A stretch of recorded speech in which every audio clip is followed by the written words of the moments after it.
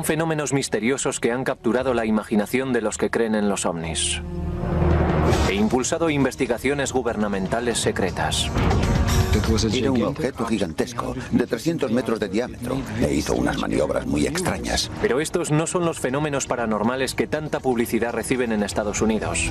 Estos avistamientos de ovnis ocurrieron en un país que durante años ha vivido en el mayor de los secretos. Aunque no lo reconozcan el gobierno y el ejército rusos, se toman estos fenómenos muy en serio. Han estado mintiendo a su propia gente. OVNIs en la Unión Soviética. Mayo de 2002. En una región remota situada a 150 kilómetros de Moscú, un equipo de investigadores del Kosmopoisk, un grupo que estudia avistamientos de ovnis, busca señales de actividad extraterrestre. Vamos a adentrarnos en el bosque.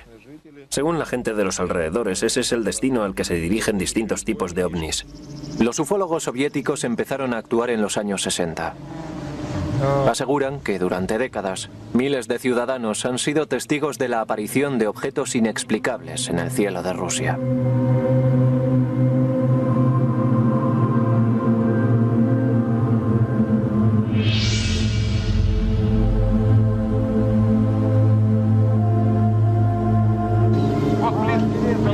Hoy los ufólogos rusos trabajan a la luz pública e informan libremente de sus descubrimientos. Pero no siempre ha sido así. Antes de que se introdujera la política de transparencia informativa o Glasnost en 1985, las investigaciones independientes sobre ovnis en la antigua Unión Soviética se realizaban en un clima de secretismo y miedo.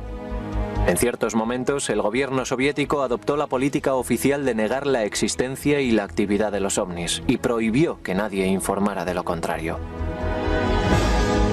La investigación sobre ovnis en la Unión Soviética fue un asunto muy complicado, porque teníamos que luchar contra el secretismo del gobierno.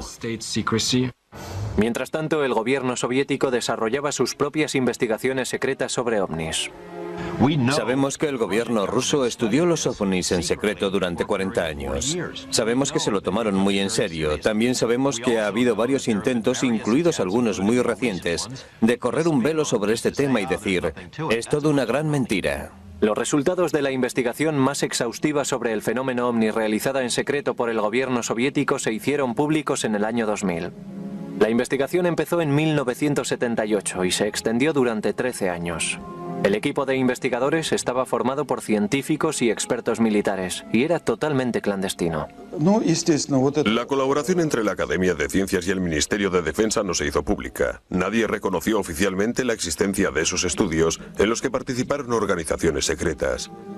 La investigación debía tener un carácter secreto. El coronel Boris Sokolov fue el coordinador de la investigación.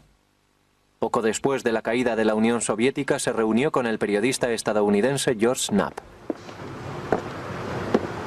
Sokolov nos dijo que al igual que ocurría en Estados Unidos, entre el 90 y el 95% de estos casos podían tener una explicación lógica, pero el 5 o 10% restante no podía explicarse con tanta facilidad. El estudio soviético, de 13 años de duración, investigó algunos de los avistamientos más sorprendentes de la historia de Rusia. En 1968, un cámara que grababa el vuelo de prueba de un caza soviético vio un gran objeto triangular en el cielo. Enfocó el objeto con su cámara y lo grabó.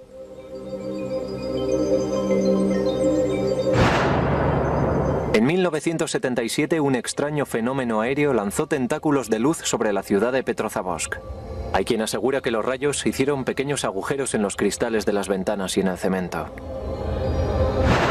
En 1982, el personal militar de una base de misiles balísticos intercontinentales vio varias esferas brillantemente iluminadas sobre sus cabezas. Segundos después, una luz de advertencia indicaba que un misil estaba en posición de preparado para el lanzamiento. ¿Pudo un ovni haberse acercado tanto a la base como para desencadenar un ataque nuclear? Los avistamientos de ovnis en Rusia no se limitan al pasado más reciente. Los informes sobre objetos voladores de aspecto peculiar se remontan hace siglos. Sin embargo, no se emprendieron investigaciones oficiales hasta principios del siglo XX, cuando un acontecimiento de proporciones épicas exigió un análisis más profundo. Tunguska, 30 de julio de 1908. La calma matinal de esta remota región de Siberia se vio interrumpida por una explosión que se oyó a miles de kilómetros de distancia.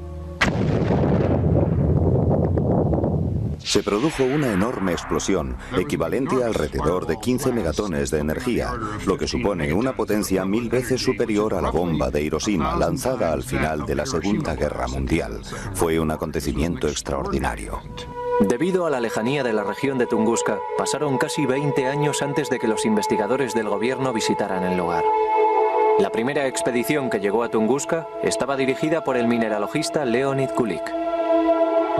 Cuando la primera expedición llegó a Tunguska en 1927, los nativos se mostraron reacios a enseñar la región a los científicos porque pensaban que el dios Otji había devastado la zona debido a la maldad de la gente y por eso había destruido los árboles y matado a los animales. Kulik consiguió convencer a los vecinos para que le condujeran al lugar de la explosión. Como creía que la explosión habría sido obra de un meteorito, Kulik esperaba encontrar un cráter en el lugar del impacto. Pero para su sorpresa, no encontró ningún cráter. Buscaba restos de meteoritos en el suelo, porque con frecuencia cuando un objeto choca contra la Tierra, se desprenden detritos que pueden recuperarse en los bordes del cráter. Pero, por supuesto, tampoco los encontró. Lo que descubrió Kulik ha alimentado el debate sobre los ovnis durante décadas. En el epicentro de la explosión había un pantano helado con un grupo de árboles intactos y totalmente crecidos en el centro. La arboleda estaba rodeada por 10 millones de árboles muertos que formaban un anillo simétrico y parecían haber sido talados por una guadaña cósmica.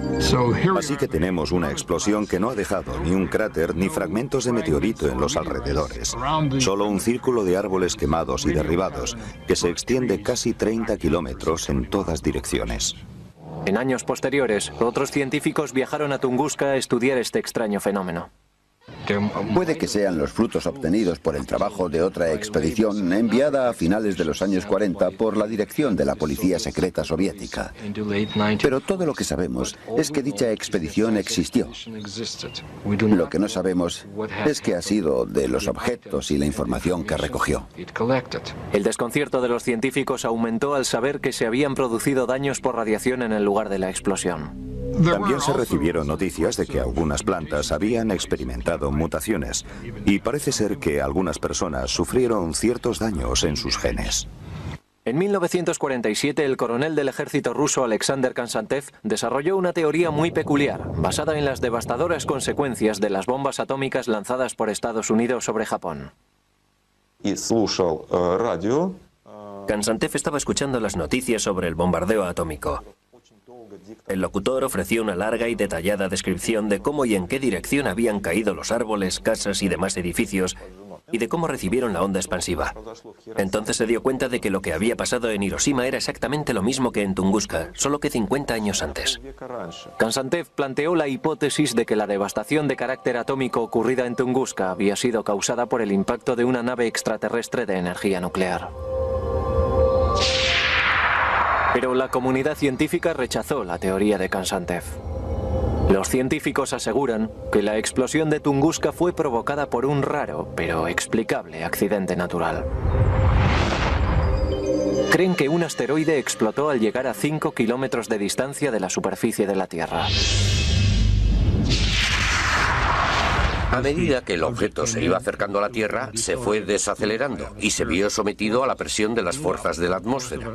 Explotó con la fuerza de una bomba de hidrógeno. La onda expansiva devastó el bosque, derribó a los árboles situados en el lugar de la explosión y los alejó del epicentro del impacto. Pero ¿cómo podía explicar la explosión de un asteroide las informaciones relativas a los daños causados por la radiación en la región de Tunguska? Los científicos aseguran que puede atribuirse a la enorme magnitud de la explosión. Como hemos mencionado antes, la explosión en sí fue 1000 veces más intensa que la causada por la bomba atómica de Hiroshima. La explosión pudo haber generado una serie de partículas cargadas que se desplazan a alta velocidad y que podrían haber sido la causa de algunas de las mutaciones en la estructura genética de plantas y animales. Pero las explicaciones de los científicos siguen sin satisfacer a la mayoría de los ufólogos. He estado varias veces en el lugar en el que cayó el objeto en Tunguska.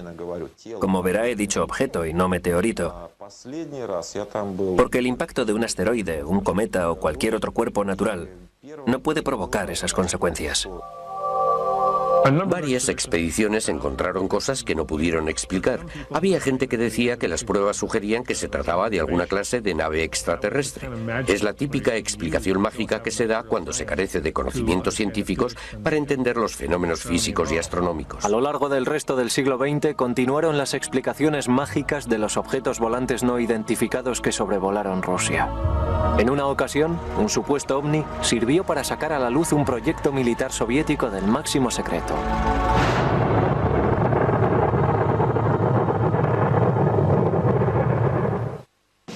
Estamos en 1948. La Segunda Guerra Mundial ha terminado, pero la Guerra Fría acaba de empezar. El líder soviético Joseph Stalin ha iniciado el bloqueo de Berlín e insta a sus científicos a desarrollar un arma nuclear que rivalice con la bomba atómica estadounidense. Hay quien asegura que fue durante este periodo cuando Stalin empezó a interesarse por los ovnis. Se dice que su interés creció debido a los informes recibidos sobre un fenómeno ovni que tuvo lugar en Roswell, Nuevo México. En 1947 el estado de Nuevo México era un nido de espías soviéticos porque allí estaba destacado el escuadrón de bombarderos 509. Parece ser que Stalin ordenó a Sergei Korolev, el fundador del programa espacial soviético, que analizara la información relativa al supuesto accidente de Roswell y le comunicara sus conclusiones. El señor Korolev llegó con una respuesta. Sí, los ovnis existen. Y no representan una amenaza inmediata. Tras evaluar toda información que había recopilado sobre Roswell y los ovnis, Korolev llegó a la conclusión de que los ovnis existían y que parecían ser naves controladas por seres inteligentes. Eso es lo que le dijo a Stalin, quien a su vez le dijo que era la misma conclusión a la que habían llegado sus otros investigadores. Aunque no existen pruebas concretas de la conversación, varias agencias científicas soviéticas empezaron a investigar el fenómeno ovni en los años posteriores. Stalin, tras recibir la información sobre Roswell y los ovnis en general, hizo básicamente lo mismo que habían hecho los norteamericanos. Oficialmente negó la existencia de los ovnis, pero tenía un grupo de científicos de alto nivel investigando el fenómeno ovni que informaba de sus descubrimientos a oficiales del ejército, todo ello de forma secreta. También se ocultaron al público los informes sobre ovnis recopilados por los pilotos de las fuerzas aéreas soviéticas. Entre mediados de los 50 y mediados de los 60, los pilotos informaron aproximadamente de 15.000 avistamientos de ovnis. Es muy difícil encontrar un piloto que haya volado durante muchos años y que no haya visto un ovni. La mayoría de esos avistamientos tienen una explicación lógica. En unos años de desconfianza entre ambas superpotencias eran habituales los vuelos de aviones y globos espías estadounidenses sobre cielo soviético. Pero el periodista de investigación George Knapp considera que algunos de los avistamientos de los pilotos no son tan fáciles de explicar. Hubo 40 ocasiones en las que aviones de guerra soviéticos recibieron órdenes de perseguir a ovnis. No estamos hablando de inversiones de temperatura, ni de globos meteorológicos, ni de bolsas de gas. Estamos hablando de naves flotando sobre el espacio aéreo ruso. A pesar de que los pilotos seguían informando de la presencia de objetos extraños en el cielo, ninguno pudo ofrecer pruebas tangibles que apoyaran sus declaraciones. Pero en 1968 las cámaras grabaron un supuesto avistamiento ovni sobre el cielo de Riga, Letonia. Mientras el equipo de filmación de una película de propaganda grababa el vuelo de prueba de un caza de intercepción, el piloto notó que un objeto extraño volaba a gran altura.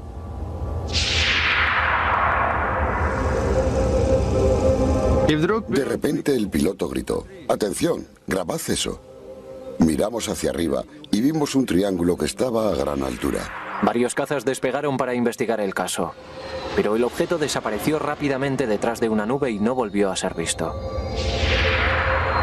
Posteriormente se calculó que la nave estaba volando aproximadamente a 11.000 metros de altura. La grabación fue enviada al Kremlin, que la ocultó al público durante años. Se lo tomaron muy en serio. Y digo eso porque se llevaron la grabación. Fue declarada de alto secreto. Solo últimamente ha sido posible visionar la grabación incautada. Mientras algunos expertos aseguran que la grabación es una prueba concluyente de la existencia de ovnis, los escépticos defienden que fuese un globo de investigación de origen francés. Mientras el secretismo envolvía todas las investigaciones gubernamentales sobre el fenómeno ovni, un ejército clandestino de ufólogos soviéticos empezó a formarse en la Unión Soviética. También ellos mantuvieron sus estudios en secreto. Los rusos que estudiaron a los ovnis durante ese periodo aseguran que se sentían seriamente amenazados por el gobierno soviético, puesto que estaban haciendo algo que su gobierno desaprobaba. La persona que encabezaba el equipo de investigadores civiles era Felix Siegel, considerado el padre de la ufología soviética. Felix Siegel era un científico soviético.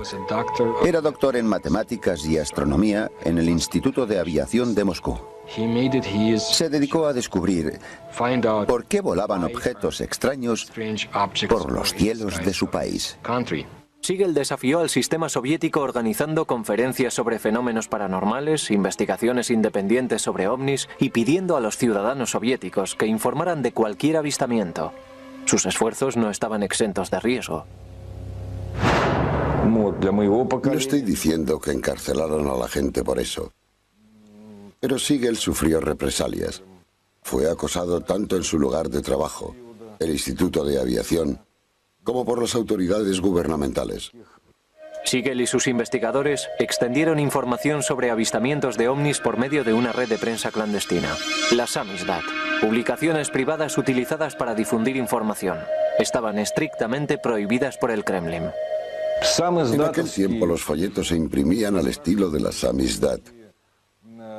Eran recopilaciones de observaciones y cartas de las que se hacían 5 o 6 copias.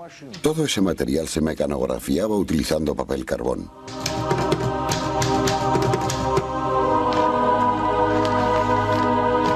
Las publicaciones Samizdat las distribuían mensajeros de confianza que llevaban las copias en secreto de una persona a otra. La información sobre ovnis circuló de esta forma clandestina hasta 1967, cuando de pronto dio la impresión de que el gobierno levantaba la censura sobre los ufólogos. Visto desde hoy, parece que ese respiro no fue más que una cortina de humo, parte de un intrincado plan de gobierno. Esta estratagema empezó en 1967, cuando los ciudadanos informaron de múltiples avistamientos de ovnis con forma de media luna sobre el cielo de Ucrania y el tramo inferior del Valle del Volga. También se vieron en lugares situados tan al sur como las montañas del Cáucaso, donde muchos astrónomos que trabajaban en observatorios del Cáucaso vieron esos objetos en forma de media luna volando horizontalmente desde el oeste al este. Por razones desconocidas en la época, el gobierno permitió que la prensa cubriera la noticia y alentó el desarrollo de estudios independientes sobre los avistamientos. Felix Siegel recibió autorización del gobierno para formar un comité de investigación integrado por más de 200 expertos científicos y militares. En octubre de 1967 se reunieron en la sede central de los pilotos y cosmonautas en Moscú. Su objetivo era establecer la causa de los avistamientos masivos. El comité de Siegel pidió a los ciudadanos soviéticos por prensa y televisión que comunicaran cualquier información sobre los ovnis. Por primera vez en la historia de Rusia, parecía que se podía hablar libremente sobre ellos.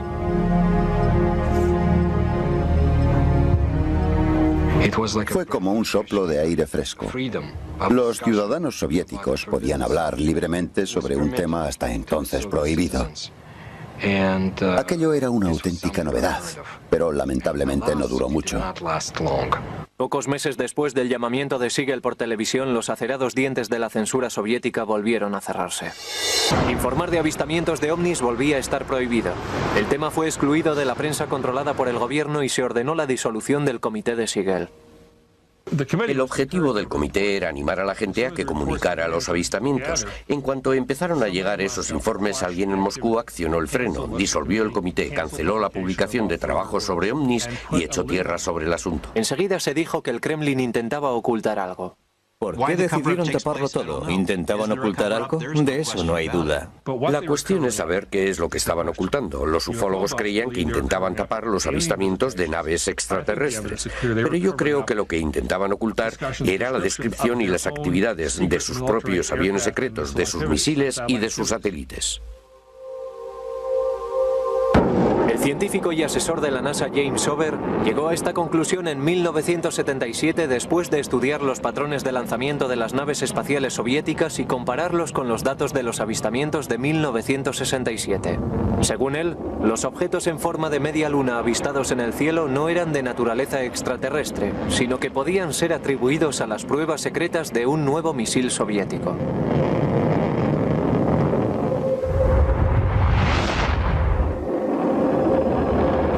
La gente que vivía en la zona veía los cohetes, sobre todo de noche. Veía la estela que dejaban en el cielo e incluso los oía. El gobierno les dijo que ellos no sabían nada y que no tenían nada que ver con aquello, y se convirtió en un fenómeno ovni.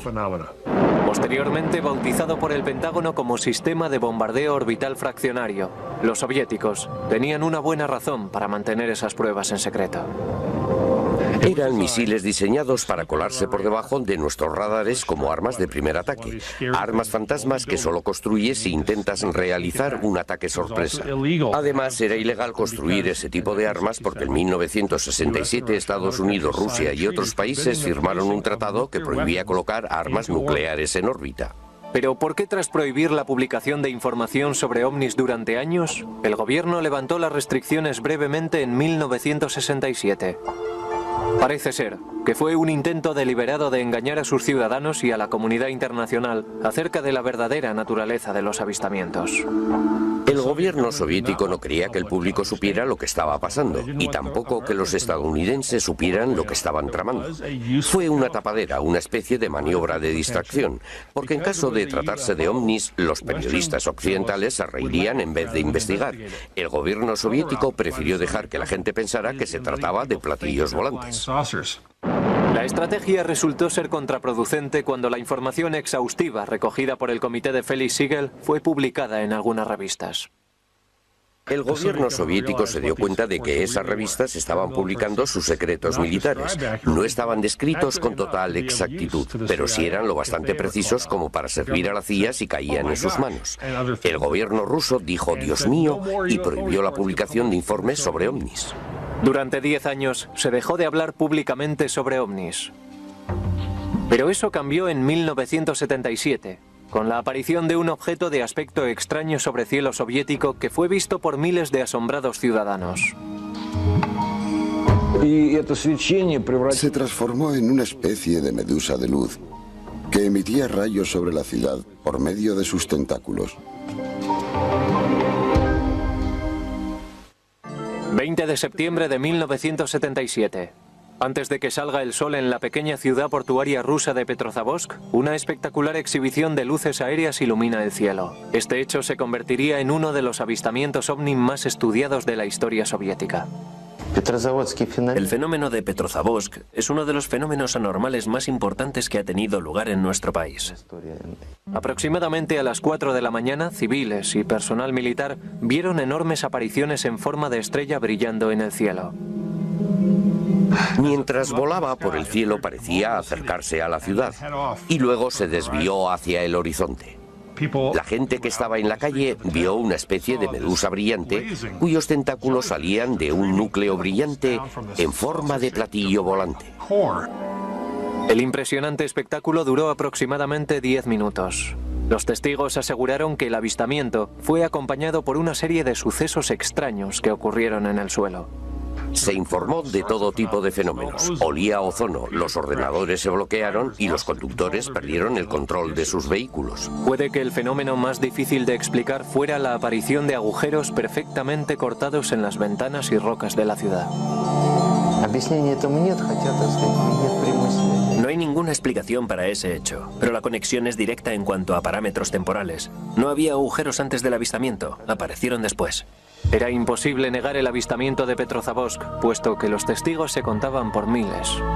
Aunque el avistamiento seguía constituyendo un misterio para los ciudadanos soviéticos, el asesor de la NASA James Ober no tardó en descubrir su origen. Debido a mi relación con el programa espacial y a mi conocimiento de satélites y cohetes, pude descubrir lo que pasaba en cuestión de horas. Esa mañana se produjo el lanzamiento de un cohete desde un centro espacial secreto situado al norte de Moscú, en el mismo instante en que la gente veía el ovni. La imagen con aspecto de medusa fue provocada por el lanzamiento del satélite espía Cosmos 955. Los rayos del sol que estaban a punto de salir, al iluminar por detrás la estela del cohete, produjeron el efecto de la medusa con tentáculos observada por los testigos. Esto es lo que básicamente denomina la pistola humeante de la ufología soviética. Lo llaman el ovni medusa porque la estela dejada por los motores del cohete brilló de manera especial debido a la luz del sol naciente. Al igual que en anteriores avistamientos masivos, el gobierno tenía buenas razones para ocultar la verdad a sus ciudadanos. El satélite fue lanzado desde un centro espacial secreto llamado Plesetsk, una de las bases secretas de misiles repartidas por la Unión Soviética. La mayoría de los ufólogos aceptaron el lanzamiento del satélite como la causa del efecto visual aéreo, pero muchos aseguran que esa teoría no explica totalmente el misterio. ¿Qué explicación tiene la aparición de algunos haces de luz que quemaron los cristales? Cuando analizaron los cristales en el Instituto de Meteorología de Moscú, llegaron a la conclusión de que los agujeros eran resultado de que el cristal de las ventanas era defectuoso. No se trataba más que de un defecto técnico. No creo que el lanzamiento de un satélite militar secreto explique los agujeros producidos en los cristales. Mi opinión personal es que esos efectos no fueron obra de ninguna tecnología humana. Se redactaron algunos informes que hablaban de agujeros perforados en ventanas y en piedras del pavimento. He visto esos informes y no puedo explicarlo. Todos esos fenómenos e informes adicionales son típicos de lo que ocurre cuando la gente ve algo asombroso en el cielo y mira a su alrededor buscando pruebas que corroboren lo que ha visto. La mayoría de las veces son irrelevantes e imaginarias. Es posible que los agujeros misteriosos no puedan ser explicados jamás, pero el avistamiento de Petrozavodsk tuvo consecuencias mucho más profundas en el seno del Kremlin. El resultado final de este avistamiento fue la decisión del gobierno soviético de crear un programa secreto para estudiar a los ovnis. En las semanas que siguieron al avistamiento de Petrozavodsk, varios países europeos, preocupados por la naturaleza del hecho, pidieron explicaciones a la Academia de Ciencias Soviética. En respuesta, la Academia de Ciencias solicitó permiso al Kremlin para iniciar una investigación de máximo secreto sobre sucesos anómalos. Aunque eran conscientes de que la mayoría de estos sucesos no eran de naturaleza paranormal, los científicos admitieron en su solicitud que no podían proporcionar una base científica a todos los avistamientos de ovnis. La Academia de Ciencias tampoco puede ignorar ni explicar fenómenos paranormales similares al observado en Petrozavodsk en septiembre de 1977. El programa fue organizado para demostrar que no conocíamos las respuestas a esas preguntas y que las estudiaríamos desde un punto de vista científico. Así fue como empezó su trabajo en la Unión Soviética el programa científico oficial para estudiar fenómenos anormales y objetos volantes extraterrestres. En 1978 comenzó oficialmente la investigación, que posteriormente fue conocida como Instituto 22. El estudio duró 13 años y se realizó de forma totalmente secreta. Pero ¿por qué el gobierno soviético invirtió tiempo y dinero en investigar un fenómeno del que ya conocía el origen? No debería sorprendernos que el ejército soviético, aunque conociera la naturaleza de la mayoría de estos informes, decidiera investigarlos. Por regla general, los soviéticos espiaban entre ellos con tanto fervor como espiaban a Occidente. Si ya sabían que eran pruebas de misiles, ¿por qué tuvieron que realizar un estudio secreto a nivel nacional? Los resultados de ese estudio no iban a ser publicados en ninguna parte porque eran secretos, así que no tiene sentido. Mientras aún continuaba el debate sobre las razones del estudio, no hay duda de que el alcance de la investigación era muy amplio. La investigación del Instituto 22 fue dirigida de forma conjunta por la Academia de Ciencias y el Ministerio de Defensa. Resultó de mucha utilidad para la Academia de Ciencias colaborar y realizar estudios con el Ministerio de Defensa, porque como es natural al Ministerio de Defensa le resultaba mucho más fácil conseguir la información a la que nosotros no teníamos acceso. Las Fuerzas Armadas recibieron la orden de investigar qué influencia podrían haber tenido los ovnis en el correcto funcionamiento del equipamiento técnico militar. Además, se reclutaron cientos de miles de marineros, soldados y pilotos para vigilar e informar de la existencia de ovnis. A ninguno le dijeron por qué solicitaban esos informes. El Ministerio de Defensa tiene un enorme potencial de observación. En primer lugar, porque hay unidades militares estacionadas por todo el país. En segundo lugar, porque a diferencia de las organizaciones civiles, una orden del Ministerio de Defensa es suficiente para convertir a todos los soldados en observadores potenciales. Y eso es lo que hicieron. Todas las unidades del vasto imperio soviético tuvieron que participar en este estudio. Debían investigar a fondo cualquier ovni, objeto anómalo, bola de luz o figura extraña que se formara en el cielo. Se aleccionó a los científicos para que investigaran la naturaleza física de cualquier supuesto fenómeno paranormal.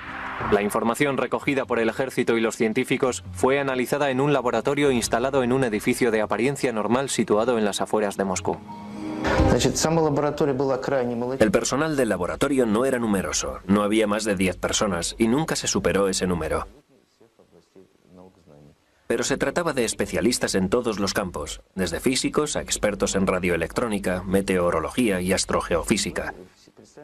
Estaban representadas prácticamente todas las especialidades de la ciencia y se investigó el fenómeno ovni desde todos los ángulos posibles.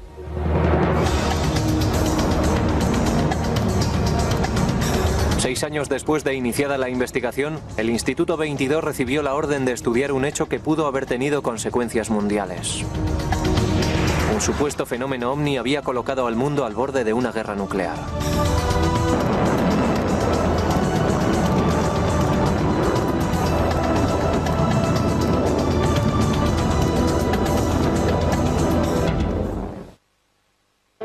A principios de los años 80, las relaciones entre la Unión Soviética y Occidente eran muy tensas. La era de la distensión había terminado y Rusia estaba repleta de silos de misiles balísticos intercontinentales. En todos ellos había armas nucleares que apuntaban a Occidente. Fue en uno de esos silos en el que un fenómeno ovni provocó el pánico nuclear. Hoy este silo de misiles situado en Ucrania está abandonado. Fue desmantelado en cumplimiento del Tratado de Reducción de Armas Nucleares firmado por Estados Unidos y la Unión Soviética. Pero en 1982 algo fue terriblemente mal en este silo.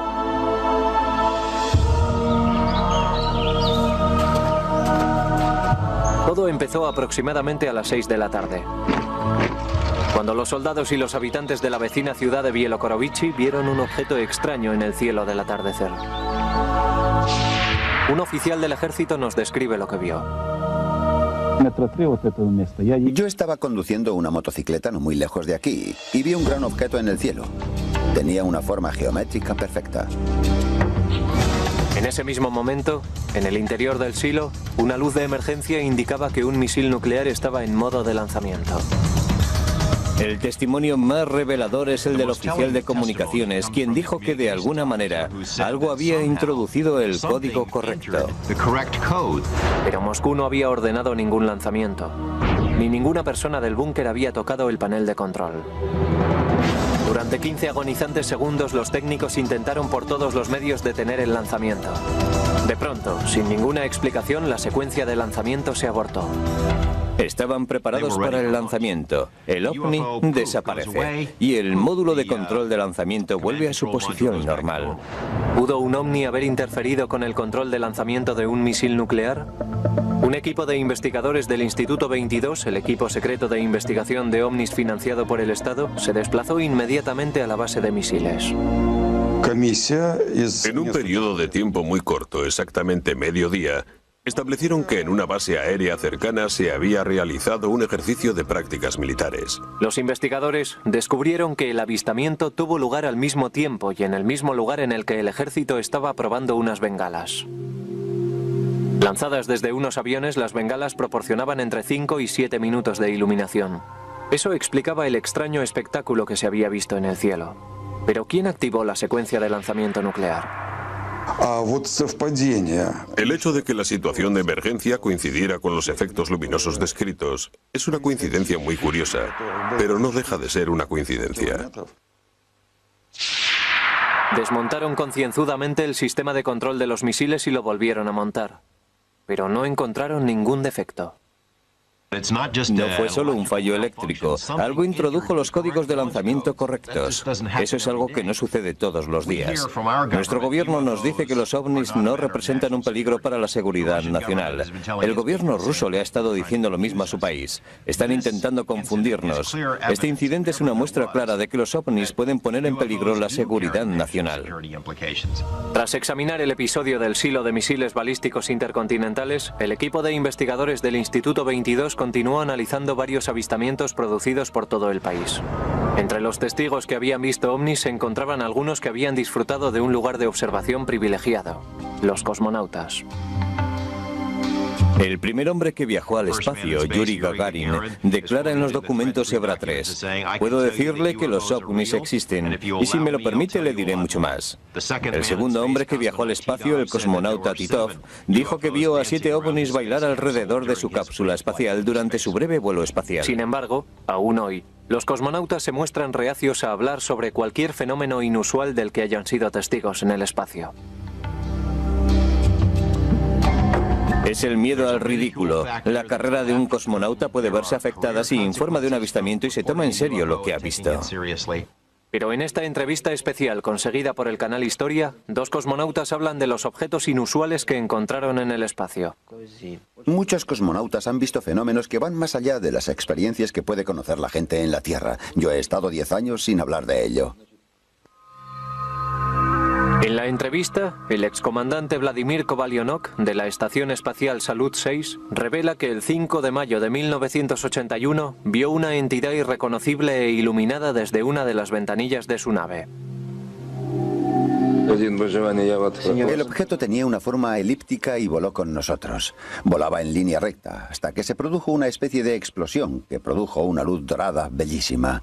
Después se produjo una segunda explosión y aparecieron 2 esferas. Pero ya no pudimos ver más porque entramos en la oscuridad de la sombra de la Tierra. En la misión Mir de 1991, el cosmonauta Miusa Maranov consiguió grabar en vídeo un objeto extraño durante una operación rutinaria de acoplamiento.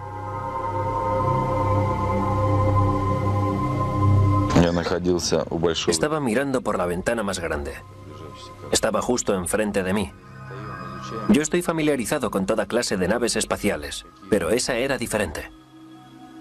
El debate sobre los avistamientos realizados por cosmonautas y astronautas estadounidenses sigue vivo. Los escépticos insisten en que hay la suficiente basura espacial en órbita como para provocar una cascada de avistamientos de objetos extraños.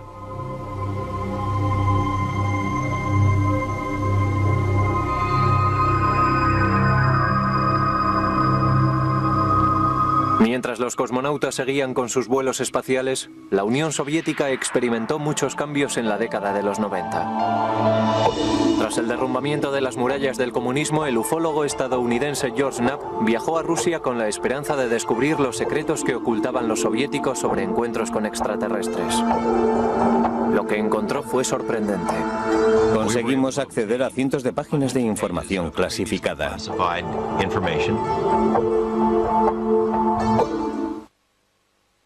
A mediados de los 80, los líderes de Estados Unidos y la Unión Soviética celebraron varias cumbres con el propósito de reducir su armamento nuclear y la tensión entre ambas superpotencias. Poco después de una de esas reuniones, el presidente Ronald Reagan declaró que Mikhail Gorbachev y él habían hablado sobre los encuentros con extraterrestres.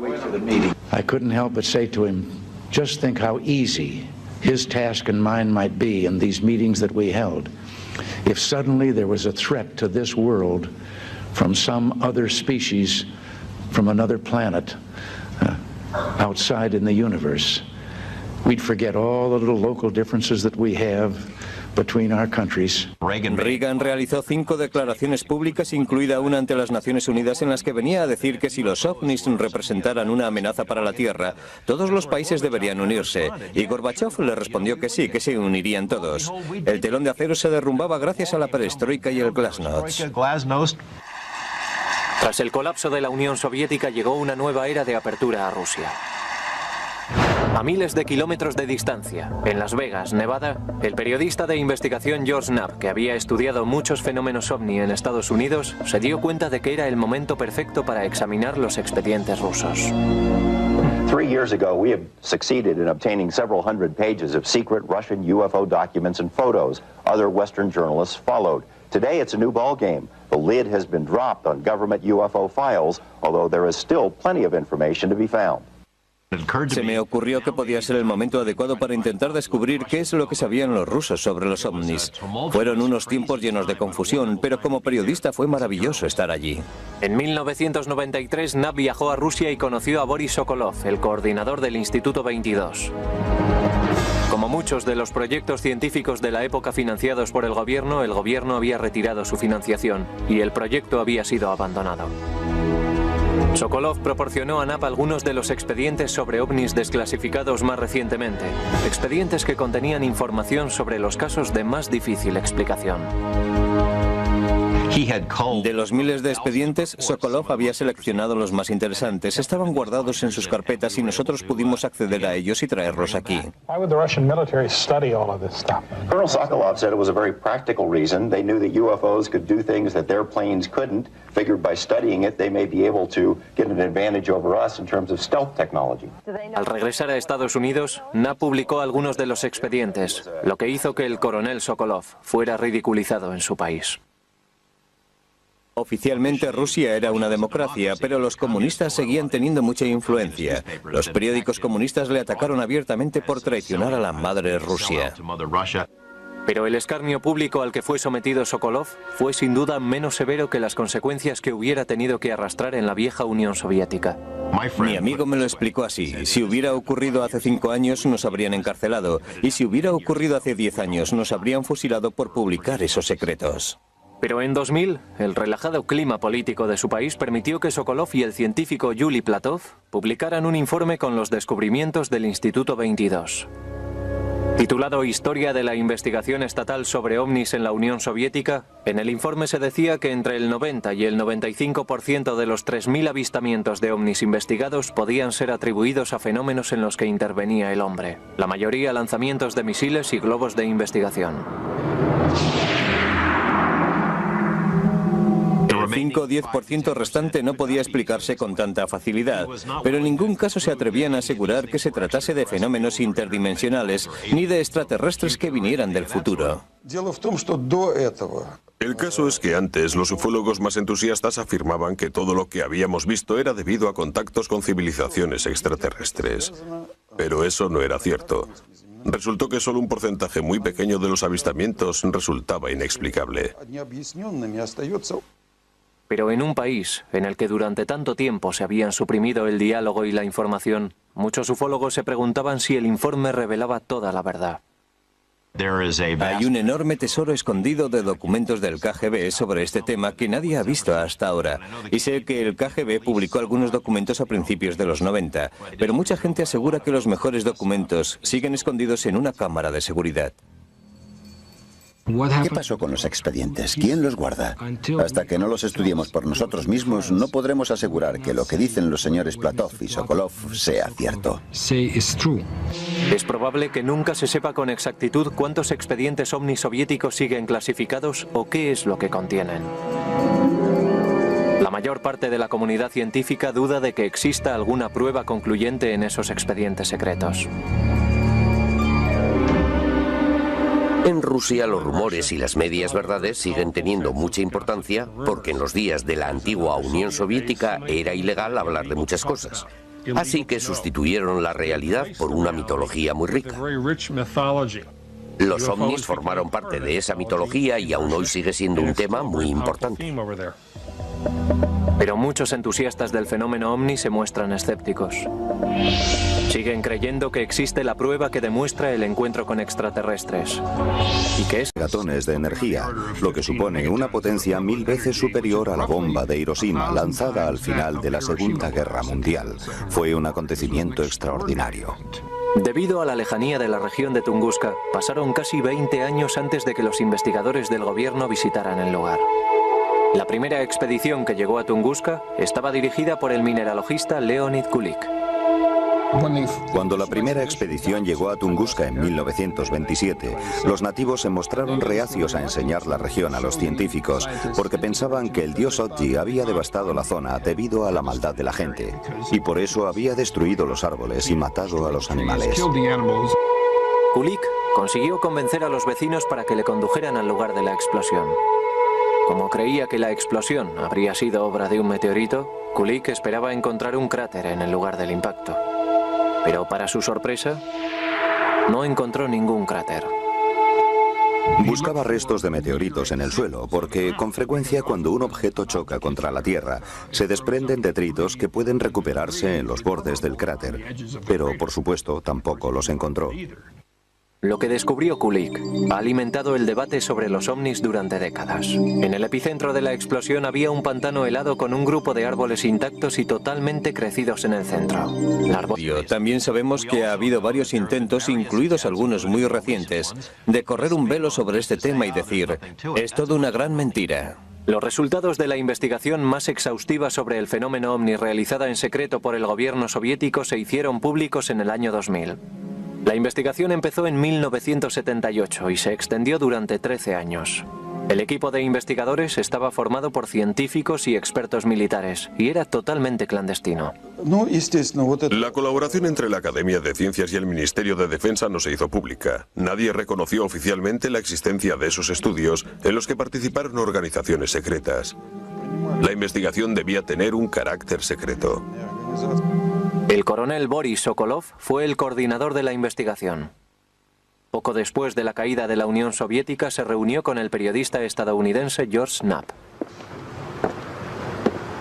Sokolov nos dijo que al igual que ocurría en Estados Unidos, entre el 90 y el 95% de estos casos podían tener una explicación lógica, pero el 5 o 10% restante no podía explicarse con tanta facilidad. El estudio soviético, de 13 años de duración, investigó algunos de los avistamientos más sorprendentes de la historia de Rusia. En 1968, un cámara que grababa el vuelo de prueba de un caza soviético vio un gran objeto triangular en el cielo. Enfocó el objeto.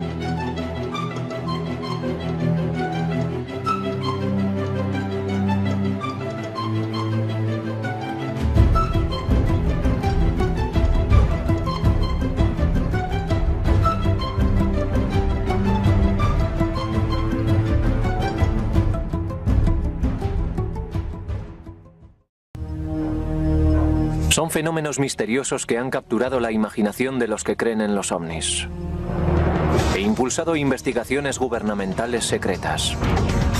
Era un objeto gigantesco, de 300 metros de diámetro, e hizo unas maniobras muy extrañas. Pero estos no son los fenómenos paranormales que tanta publicidad reciben en Estados Unidos.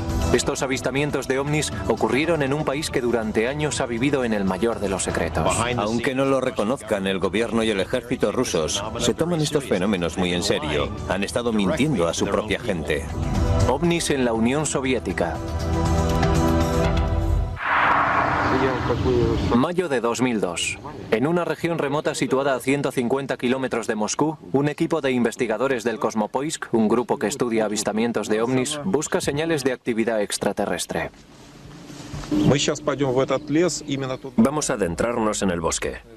Según la gente de los alrededores, ese es el destino al que se dirigen distintos tipos de ovnis. Los ufólogos soviéticos empezaron a actuar en los años 60. Aseguran que durante décadas, miles de ciudadanos han sido testigos de la aparición de objetos inexplicables en el cielo de Rusia.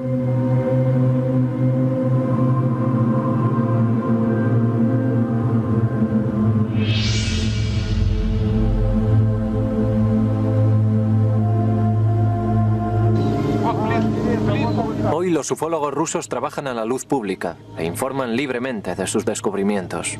Pero no siempre ha sido así.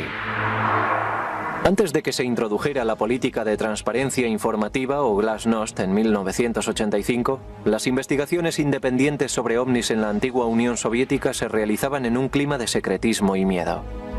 En ciertos momentos, el gobierno soviético adoptó la política oficial de negar la existencia y la actividad de los ovnis y prohibió que nadie informara de lo contrario.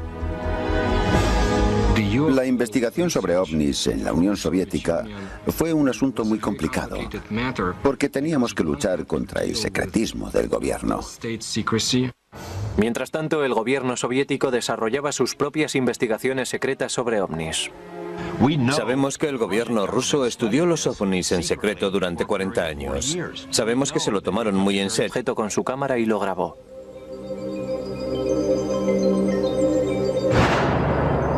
En 1977, un extraño fenómeno aéreo lanzó tentáculos de luz sobre la ciudad de Petrozavodsk. Hay quien asegura que los rayos hicieron pequeños agujeros en los cristales de las ventanas y en el cemento. En 1982, el personal militar de una base de misiles balísticos intercontinentales vio varias esferas brillantemente iluminadas sobre sus cabezas. Segundos después, una luz de advertencia indicaba que un misil estaba en posición de preparado para el lanzamiento. ¿Pudo un ovni haberse acercado tanto a la base como para desencadenar un ataque nuclear? Los avistamientos de ovnis en Rusia no se limitan al pasado más reciente. Los informes sobre objetos voladores de aspecto peculiar se remontan a hace siglos. Sin embargo, no se emprendieron investigaciones oficiales hasta principios del siglo XX, cuando un acontecimiento de proporciones épicas exigió un análisis más profundo. Tunguska, 30 de julio de 1908. La calma matinal de esta remota región de Siberia se vio interrumpida por una explosión que se oyó a miles de kilómetros de distancia. Se produjo una enorme explosión, equivalente a alrededor de 15 metros.